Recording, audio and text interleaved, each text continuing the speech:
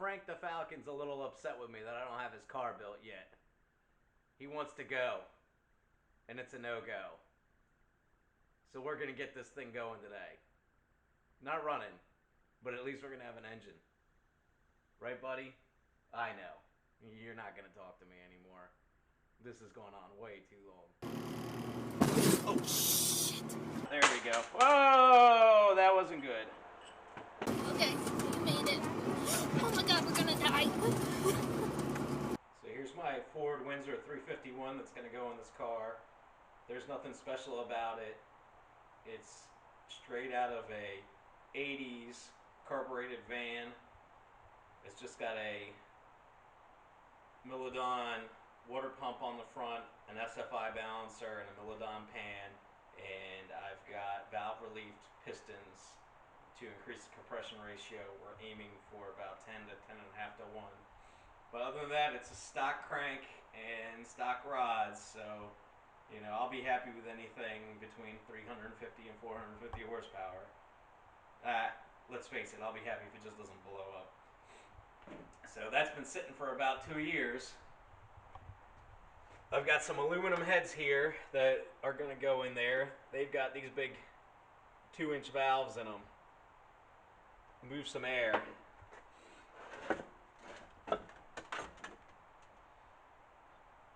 Just a lot of room to make power in there. They're aluminum, thank God. So much lighter.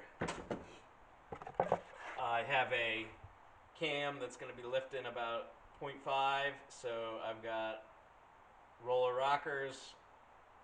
These are used because I have no budget as normal. Same thing with those cylinder heads.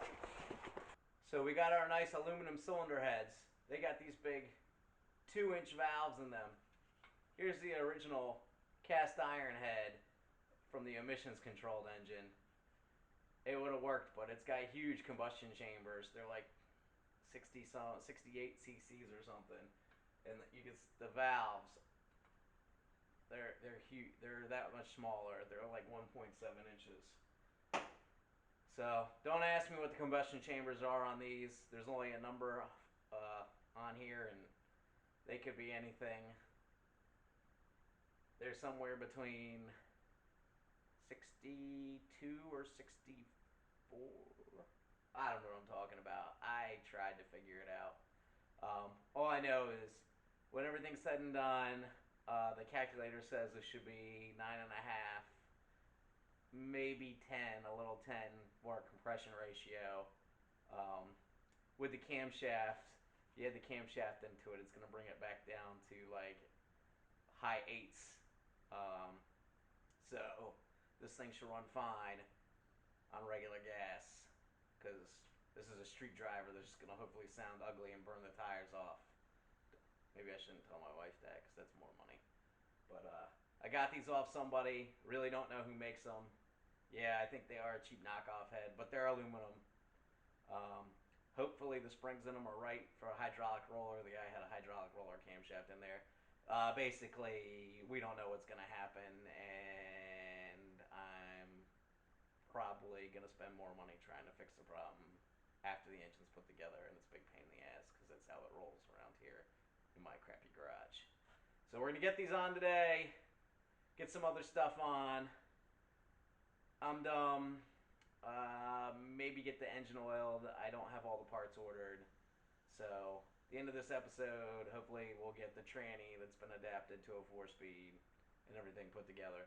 So please enjoy. I'll probably smash my finger. I got my old ass book to try and put this thing back together, because that's what you do when you have an old car and an old engine. You need old people and old books. Already got my hydraulic roller lifter soaking in oil overnight. So these are retrofit lifters, so we'll get to see all this. So let's get cranking before Frank pecks my eyes out. We got our head gaskets on here. It doesn't matter which side goes up. They are different sizes. The thickness of the compressed thickness of this head gasket matters for my compression ratio calculation.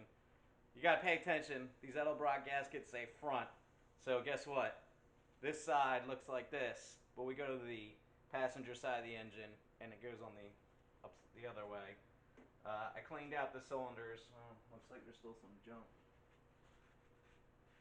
And they've been lubed and oiled. This engine's been sitting around for 2 years. So, I already got my, great, now I can't remember. My dowels in there to line up the cylinder heads.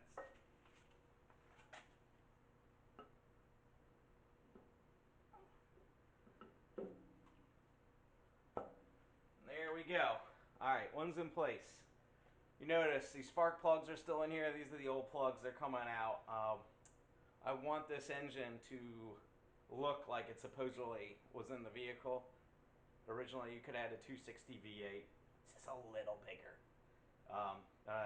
We're going to pretend to the casual observer, if everything works out, that this isn't. So I haven't decided, but I might be painting these black. Alright, so I got ARP head studs, not because I'm trying to do anything fancy, but everything's torque to yield bolts at this point, and it's just easier to buy an ARP kit. You got to lube up the bolts with their little lubricating stuff to get the right torque, because they go to a higher torque. Now, the fun part is, I don't believe any of these bolt holes go into the water jacket, because it doesn't say anything in the Ford book about putting any sealant on them, but, you know, once again, I'll find that out in a month and have to tear everything apart.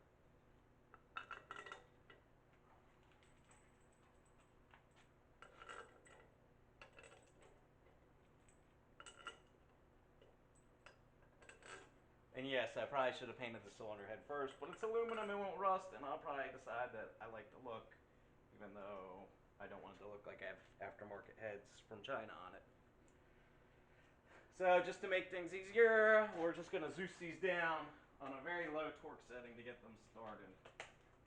And make sure.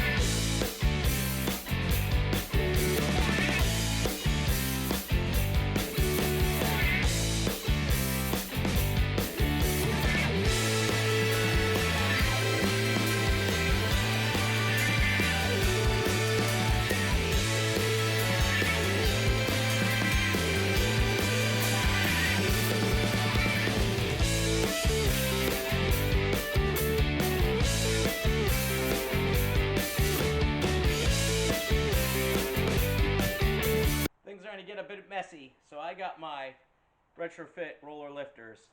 You gotta soak them. I just soaked them overnight because they're hydraulic. You need to get all the oil in there.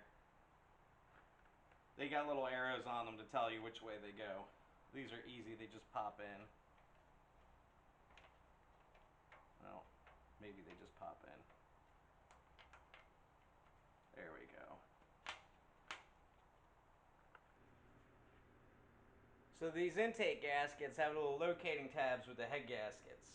And I put some gasket shellac on here to hold them in place just in case.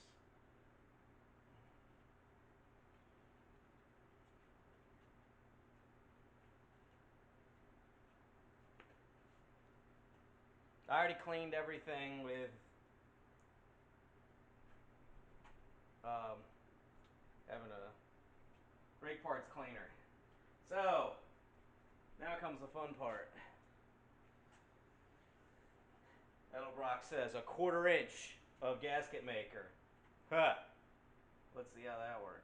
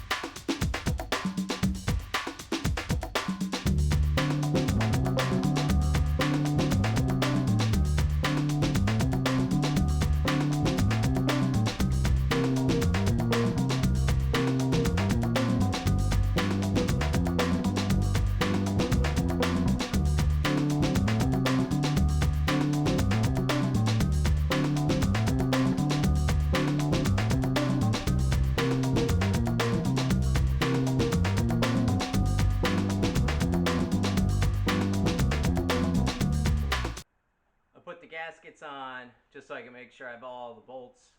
I'm not a big fan of how ARP labels the bolts. I'm sure if you put a lot of these engines together, you know. But then again, I don't know. But anyway, so I just put the gaskets on here with the bolts so I can make sure I got everything before we get to the next steps. Plus, TV time to you, it's going to look like I got everything. But I still got to order the head covers, valve covers. Going to be using these roller tip rockers. Have no clue. I think they're called Scorpion. I don't know. Anyways, there I got them used off somebody when I bought the cylinder heads. They're in good shape, I think. I don't know. Like I said, I got the cylinder heads and these roller tip rockers. I think for a couple $100 because the guy needed to get rid of stuff in his garage. So yeah, it was a good deal. But just waiting on the FedEx lady to deliver my comp cams push rods, and then we can put these in. I've never done rockers before, much less full roller rockers, so it's complicated. Just because I'm a dummy.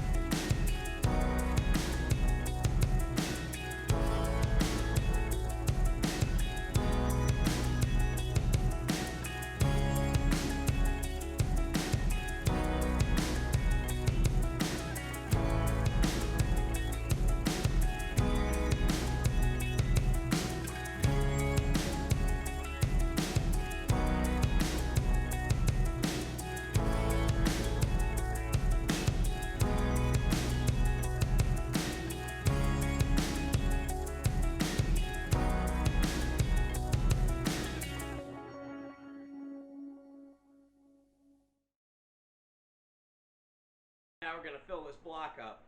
I've got to mark the dipstick tube. And this thing should take, I think it says 7.5 quarts. So regular oil, we start it up, drain it. I got another filter, but that's for another time once we get started up. But right now I really just want to get oil all the way up in the block. So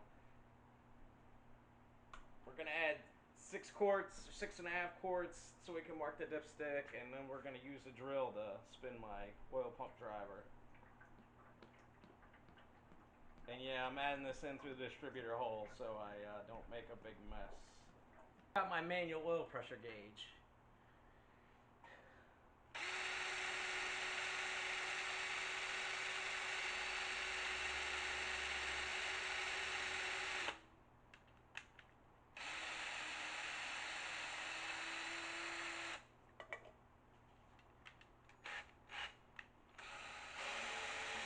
Oh, there we go.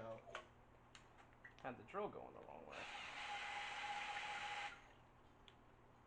Alright, 60 pounds of oil pressure.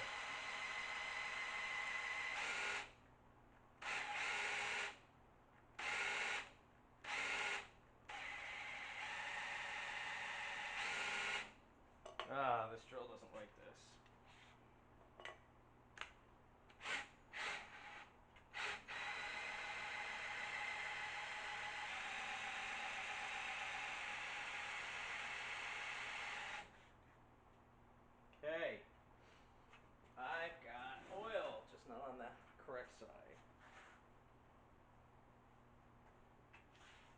Oh, there we go. Oil primed. We're gonna put the distributor in. And number one, oh, I gotta take the rotor cap off still. Shoot. It's in there now. I just had to get the oil pump shaft lined up. So I got my Ford Mustang flywheel, which is a little smaller.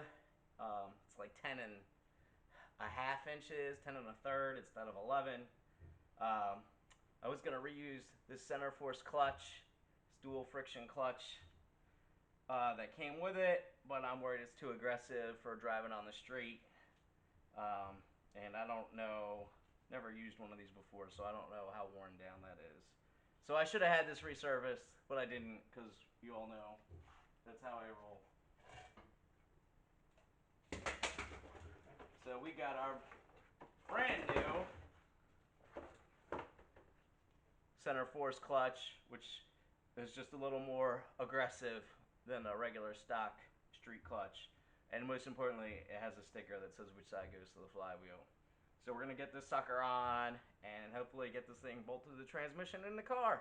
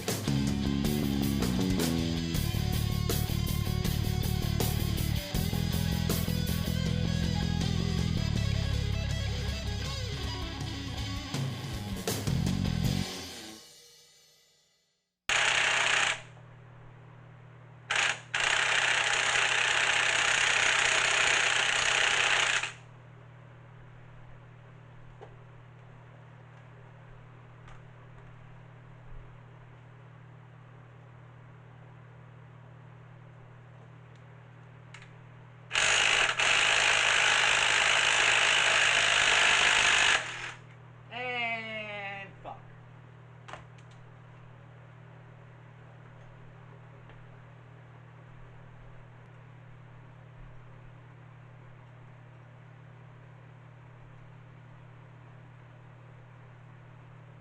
Oh, finally! I got that bolt out. I got a little damage to the flywheel. Thank God.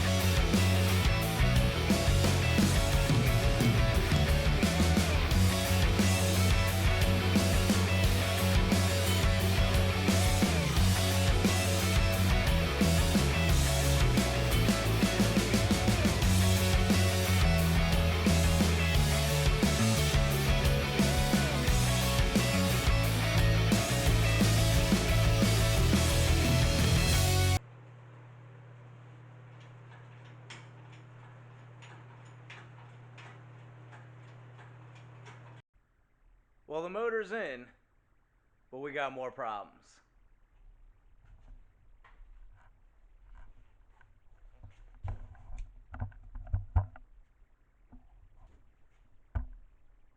The shift centers in the tunnel. The 4-speed, the shifter is off to the side. So, this is why you don't lock everything down. I've got to order an offset shifter so it comes up through the hole because I want it to look like stock.